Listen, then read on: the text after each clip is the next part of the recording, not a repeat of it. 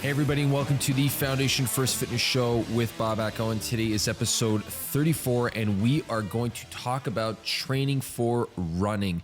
So the reason this topic really jumped out at me is that I started realizing upon discussion with a lot of long distance athletes, not just runners, I know I said runners, but it's more endurance athletes, is that there's a lot of emphasis that gets put on the type of training that they do in their sport. So in terms of how many days they're doing, how many kilometers they're doing, how they should vary it, how much, what the intensity should be, what the percentage is, and all that stuff. So if you are an endurance runner, if you are a cyclist, if you are a triathlete, long distance swimmer, rower, whatever, anything that's endurance based, a lot of you individuals know what I'm talking about. If you are planning on getting into it, generally a lot of individuals will be jumping into the running. Maybe not so much now in September, but probably more so in May. But this is a good idea for you to have to keep in mind if you are listening. If you are potentially looking to train to kind of prepare your body or kind of create like a little bit of a buffer before you end up getting fully into the running season back in upcoming May. Today I want to go over a couple of training ideas and some training tips that I usually recommend for a lot of runners, because I know it's a little bit of a gray area. A lot of individuals will kind of go into the gym, will do the typical lunge because everyone thinks that lunging is walking and running. It's all the same thing. And they'll do a lot of, quad work, butt work, some squatting. They'll do some push-ups and some rows, but they won't really know, what they should be doing. And no one's really laid out more or less an umbrella or kind of a religion or some kind of a script for them to kind of follow. And today I really wanted to get into that because I know a lot of you out there have been asking me lately what kind of exercises you should be doing in the gym. So as this is obviously the Foundation First Fitness Show, everything that I'm going to be discussing is basically going to be aimed at understanding how to rebuild that foundation or how to lay down that proper foundation. And when you are running, you need a proper foundation. And the reason I emphasize that in so many of my episodes is simply because when you are running, you are doing a repetitive amount of wear and tear, a long-term wear and tear on your body, and you need to be able to control that, and you need to be able to kind of bring that back or reduce that or teach your body how to absorb that repetitive impact over a long period of time. When you're power athletes, it's very obvious. You train for it. You train specifically to absorb the amount of impact that you're taking. But when you're running long distance, the impact is very progressive. It's gradual, so it doesn't happen all at once. So it's not essential. It's not exactly as noticeable. But at the same time, it's not the heavy impact that you have to take. It's the way your body handles that entire transfer of weight and how your body kind of adjusts for that impact throughout the entire run. And that's what you really want to focus on. So when I do speak to a lot of individuals, or when I do kind of make these workout plans for runners or long distance athletes, and I know I keep saying runners, it's the first thing that comes out of my mouth, sorry, but the endurance athletes, the first thing I really aim for in trying to achieve is a great understanding of their core. And I know I talk about that a lot. I know a lot of individuals are like, yeah, great, what else is new? But it really is just that simple. That's all it is. That's all you really need to be aiming for, especially when you are starting off. If you haven't really addressed your core and the functionality of how to kind of maintain a nice stable core while your legs move and then while your arms move, and then try to tie it all together, then anything you do standing or anything you do in like lunging and stuff like that is not really going to have much of an impact, because your body needs to understand how to move in coordination. Running needs to be effortless. That's the way you're going to improve your performance when you run. It's to make it effortless. It's to make that effortless kind of increase in intensity, increase in speed. It's increasing the amount of it's basically increasing the speed at which you can run effortlessly. And that's what's going to allow you to become more dominant runner or more dominant endurance athlete. And so what I like to tell individuals is you really want to start by understanding how to basically fire the core, which is essentially going to be the transverse abdominis, the internal, external obliques, rectus abdominis, which is the one that's on the outside, generally gets trained by most individuals in terms of the crunches, and basically all that Russian twist stuff, exercises like that. We generally fire on that rectus abdominis a lot. But what I really like focusing on, what I really like targeting, is targeting the deeper muscles, the deeper pelvic controlling muscles, the ones that are really going to hold on to those hips as they start shifting. That's really going to help stabilize those ribs when your lungs trying to expand to pull in more air. It's being able to kind of keep that overexpansion at bay and that postural correction to try to put yourself in a position to try to suck in more oxygen, which is actually hindering your posture, which is actually just causing like a negative breakdown of your movement. Not to get too technical on that, but what you really need to do is be able to maintain a nice stable core as your body moves. And then from there, yes, you can throw in the typical lunges, but make sure that your body's in a position that's going to be emphasizing your ability to maintain a nice core position, at the same time activating the posterior chain well, activating the glutes well, maintaining a nice anterior chain, the hip flexors at the front of the hip, making sure they're firing properly. You can actually throw that into a more dynamic movement, so like a lunge with a step, which then falls into the next thing. The next thing I would tell you to focus on is going to be the knee stability. Knee stability is going to come from one of two places. As I've mentioned before, it's going to come from your foot. And I mentioned this in my Move Better Monday segments. It's either going to come from the hip or it's going to come from the, I think I did. Yeah, I did. It's going to come from the hip or it's going to come from the foot. And if you understand which one of those two is potentially causing your knee stability to be off, you can address it and then realign that movement pattern and allow you to kind of continuously improve your performance. If you don't have a nice stable knee, and if you're not running with a nice stable knee, your risk of injury will increase.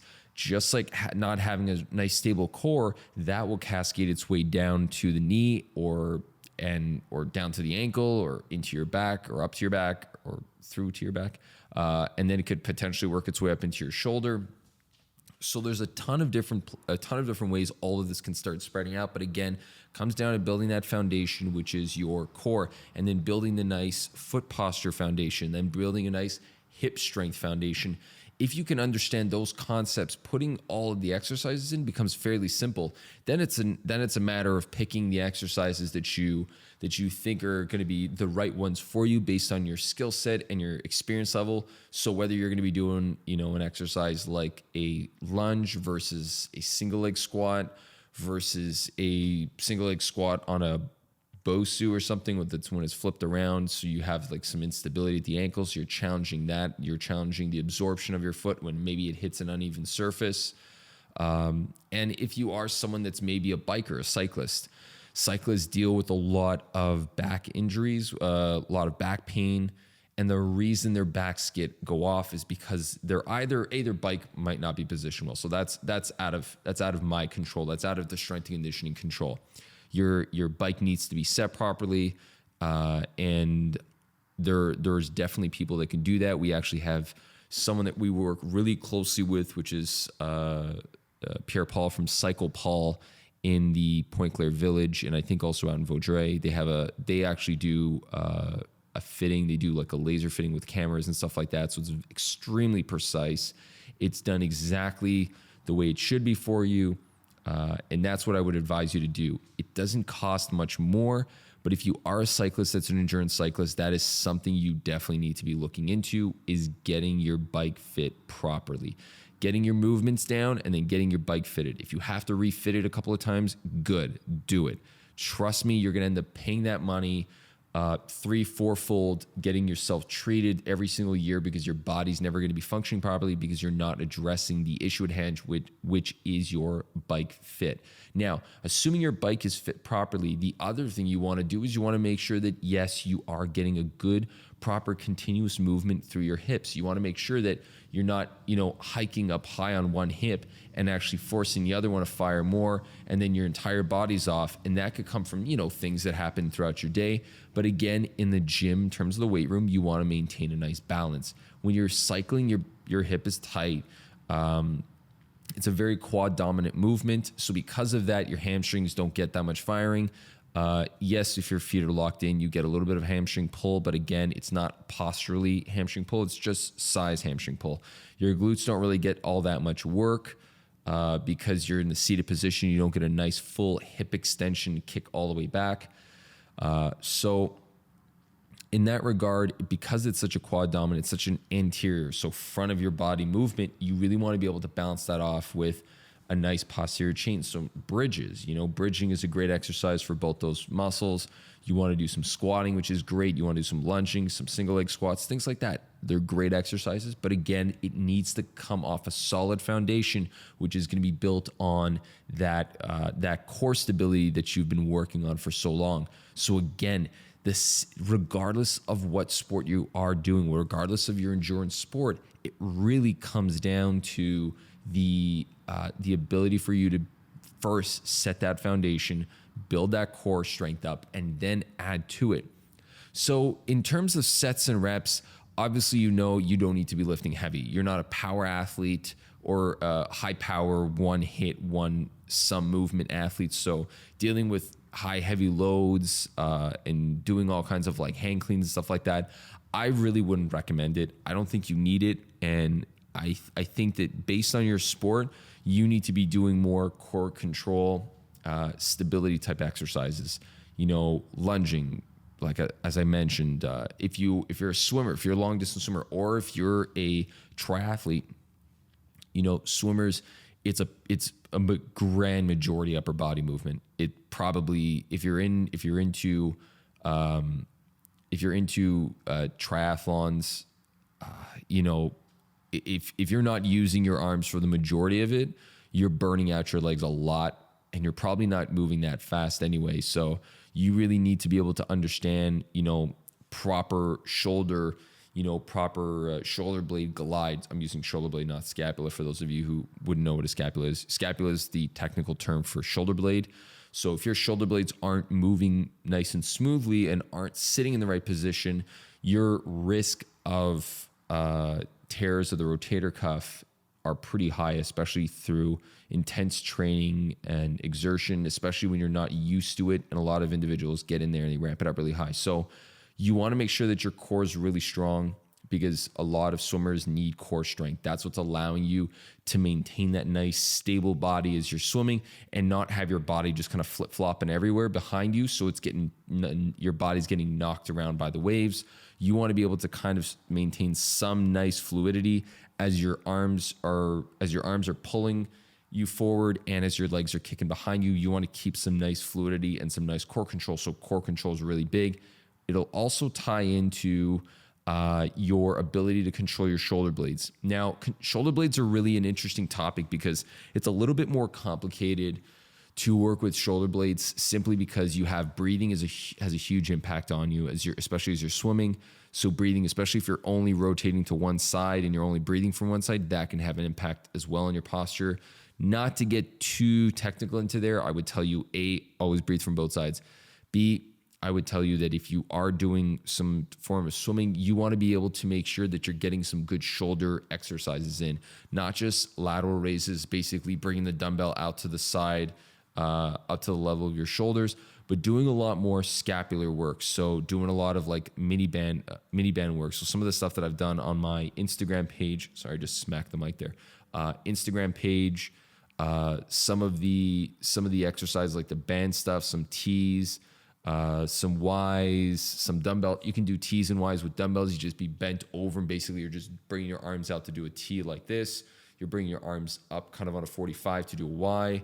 You can do some M's where you're bringing your arms back here doing some basic sliding up and down the wall with some resistance. It's essentially just trying to get all the muscles of the shoulder blade. I hate to say this, and I think, Mark, if you're listening to this, Mark Cesare, a good friend of mine who's going to be on an episode, who was supposed to be on episode 25, audio did not work, did not come through. I don't know why. It just kept weirding out on me. I don't know why I never posted. So there actually technically is, if you go look right now, there literally is no episode 25. He will be on a later episode when I head down to Hartford for their preseason camp and help them out there for a little bit. We're gonna try to jam out a couple of episodes. Anyway, Mark, if you're listening, you're gonna kill me for this one.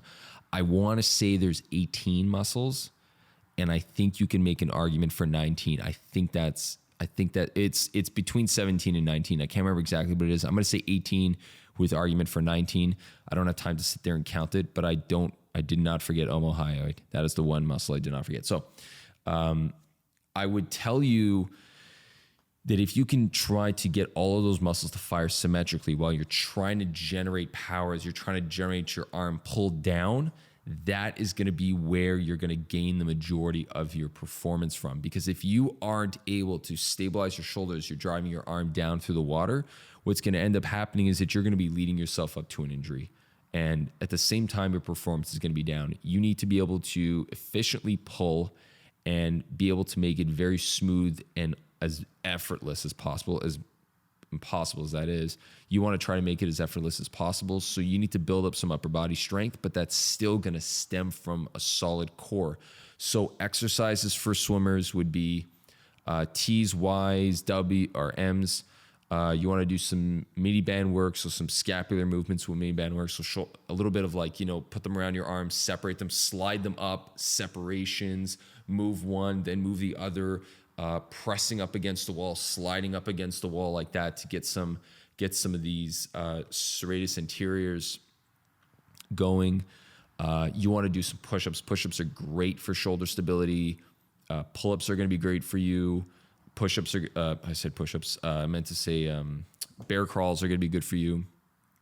Inverted rows, do some TRX stuff with the suspension trainers. Those are going to be great exercises for you. And again, it doesn't need to be power. You're not a power athlete. You're not going to be sprinting. You're going to be doing endurance running. So you don't need to necessarily head too much into those heavy lifting or power stuff, because I really don't think that's going to be where you're going to get majority of your gains. Remember, you're trying to, you're basically not playing the game of improve your power output. You're trying to play the game of prevent your injuries and improve your efficiency during your sport. So you're actually playing more to the sport being the predominant area where you're going to be training, as opposed to something like football or hockey, where yes, you are going to be on the ice, or yes, you are going to be on the field doing a lot of work there, but outside of that, you're not really going to be gaining as much leg strength on the ice as you would be off the ice, right? Whereas when you're running, you're not going to be, your running is basically cardio. You're not going to really build your cardiovascular endurance by doing lunges and step ups and single leg squats and push-ups and pull-ups. You're not really going to gain your cardiovascular endurance there. You have to do it in your run. You're going to have to do it there, which is the cusp of that entire sport or that entire type of sport. So to wrap up today, go with the core, start with a nice foundation, keep the reps relatively high. So keep the load down, focus on your technique. Make sure that your body is moving symmetrically, so not one side more than the other, not one side stronger than the other.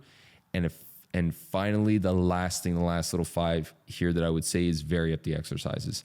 Make sure that you're using a bunch of different exercises, because again, you don't want to fall into a habit, because you are playing a sport which is very high dominance on habit. It's a very dominant sport in doing something repetitively over a long period of time. So you want to fight against that comfort level and kind of prevent your body from falling 100% into there and then eventually overusing those muscles.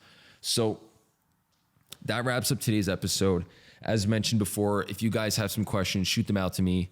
And if you guys have any questions specifically about what I discussed today, because there was a lot of stuff thrown out there. I know I didn't really give a full-on plan of what to do. And the reason is because it really comes down to your experience level in the gym and, or during the sport itself. So it really is going to come down to your experience level. That's the only reason why I left the workout out of the picture. I basically just try to lay something out so individuals will go in there and have a good understanding of what they should be doing in terms of weight training, so that they're not kind of hearing 20 different things. And this is based on my experience working with endurance athletes. So stick to that stuff, and I'm sure you guys will be just fine. And again, until the next time, guys, keep building your foundation and have yourselves a great day.